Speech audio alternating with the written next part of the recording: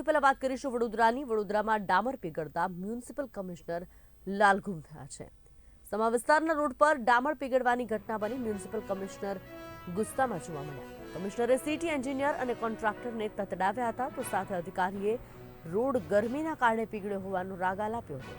Municipal કમિશનરે કહ્યું કે રોડ તો રાજસ્થાનમાં પણ બને છે, એનો તમને ખ્યાલ છે। વિઝિટ દરમિયાન મ્યુનિસિપલ કમિશનરના પણ બૂટ પીગળેલા ડામરમાં ચોંટ્યા હતા। કમિશનરે ડામરમાં ચોંટેલા બૂટ બતાવી અધિકારીને ઠપકો આપ્યો હતો। કમિશનરના ઠપકા બાદ સિટી એન્જિનિયર જાતે રેતી નાખી અલ્પેશ મજમુદાર રોડ પર રેતી નાખતા પણ નજરે પડ્યા હતા।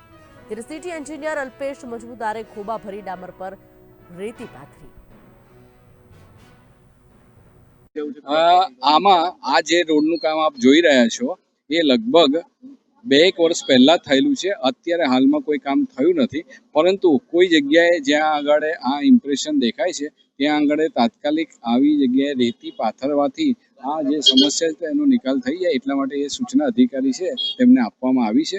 આવી જે જગ્યાઓ હોય, ભલે ને 2 વર્ષ પહેલા થયું હોય તો પણ લોકોને તકલીફ ન પડે એની અમે કાળજી લઈને એની જગ્યાએ રેતી પાથરીએ છીએ। અને ના અમારા ધ્યાનમાં જ છે, કમિશનર સાહેબના જે શૂઝ ચોટ્યા એ પહેલા ઇન્સ્ટ્રક્શન અપાઈ જ ગઈ હતી અને કમિશનર સાહેબે પણ એ બાબતે ફરીથી અમારા અધિકારીનું ધ્યાન દોર્યું છે। અને નોટ ઓનલી ધીસ, અમે જે નવા રોડના કામો કરીએ છીએ ત્યાં પણ આપ જોતા જ હશો કે અમે રેતી એની ઉપર પાથરવાની હોય છે અને આ રેતી પાથરવાની એ એક આઈએસ કોડ પ્રમાણેના સ્ટાન્ડર્ડ પ્રમાણેની કામગીરી છે।